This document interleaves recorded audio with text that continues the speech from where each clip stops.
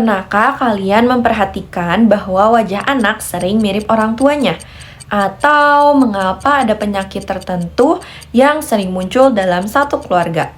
Semua itu berkaitan dengan hereditas. Hereditas adalah proses pewarisan sifat dari orang tua kepada anak melalui gen.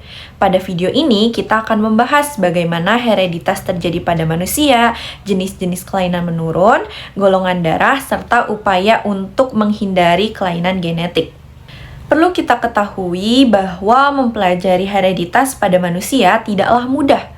Para peneliti menghadapi berbagai kendala seperti umur manusia yang panjang, jumlah keturunan yang sedikit, serta tidak memungkinkan dilakukannya perkawinan percobaan karena adanya norma dan etika. Selain itu, faktor lingkungan dan sifat yang berkaitan dengan kemauan manusia juga sulit dikendalikan. Oleh sebab itu, diperlukan cara khusus untuk mempelajari genetika pada manusia. Salah satu cara yang paling umum digunakan adalah melalui peta silsilah atau pedigree. Pedigree merupakan catatan pewarisan sifat dari satu generasi ke generasi berikutnya dalam satu keluarga. Dengan peta silsilah, kita dapat mengetahui pola pewarisan suatu sifat apakah bersifat dominan, resesif, autosomal, atau terpaut kromosom seks. Selain itu, penelitian juga dilakukan pada anak kembar serta pada hewan yang memiliki karakter mirip dengan manusia.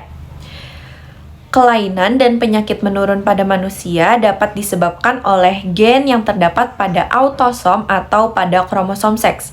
Kelainan autosomal dapat dialami baik oleh perempuan ataupun laki-laki. Contohnya adalah albinisme, polidaktili, fenilketonuria, thalassemia, dan botak. Sebagian kelainan bersifat dominan, sebagian lainnya resesif, bahkan ada yang bersifat letal.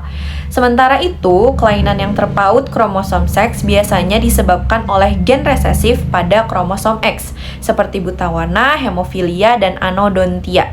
Ada juga kelainan yang terpaut kromosom Y, seperti hipertrichosis, yang hanya diwariskan kepada anak laki-laki. Pewarisan sifat terpaut kromosom seks sering menunjukkan pola pewarisan bersilang, yaitu dari ayah ke anak perempuan lalu ke cucu laki-laki. Salah satu penerapan ilmu genetika yang sangat penting adalah dalam penggolongan darah, terutama untuk keperluan transfusi. Sistem golongan darah yang paling dikenal adalah sistem ABO yang ditentukan oleh alel ganda, yaitu IA, IB, dan I. Dari kombinasi alel tersebut terbentuk golongan darah A, B, AB, dan O. Selain itu, terdapat sistem MN yang tidak berpengaruh dalam transfusi darah, serta sistem resus. Berdasarkan sistem resus, manusia dibedakan menjadi resus positif dan negatif. Ketidaksesuaian resus antara ibu dan janin dapat menyebabkan penyakit erythroblastosis fetalis yang berbahaya bagi bayi. Untuk mengurangi resiko kelainan genetik, dapat dilakukan beberapa upaya. Melalui eugenetika, dilakukan pemeriksaan kesehatan sebelum menikah yang dapat menghindari perkawinan sedara serta menggunakan peta silsilah untuk melacak penyakit menurun. Pemeriksaan kehamilan seperti amniosentesis juga dapat membantu mendeteksi kelainan sejak dini. Selain itu, ada juga eutenika dilakukan dengan memperbaiki lingkungan hidup, gizi, pendidikan, serta menjaga kesehatan fisik dan mental. Sekarang, mari kita uji pemahaman kita melalui satu latihan soal. Di sini terdapat satu soal yang berbunyi, seorang pria buta warna menikah dengan seorang wanita normal. Namun, ayah dari wanita tersebut juga buta warna. Pertanyaannya, bagaimana kemungkinan fenotip anak-anak yang dilahirkan dari perkawinan ini? Kita ketahui bahwa buta warna merupakan kelainan yang disebabkan oleh gen resesif terpaut kromosom X. Pria buta warna memiliki genotip XCBY.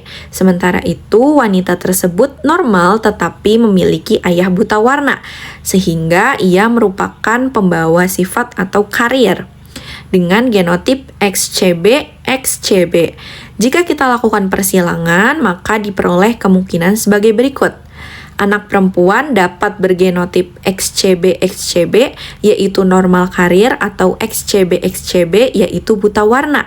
Sedangkan anak laki-laki dapat bergenotip XCBY, yaitu normal, atau XCBY, yaitu buta warna.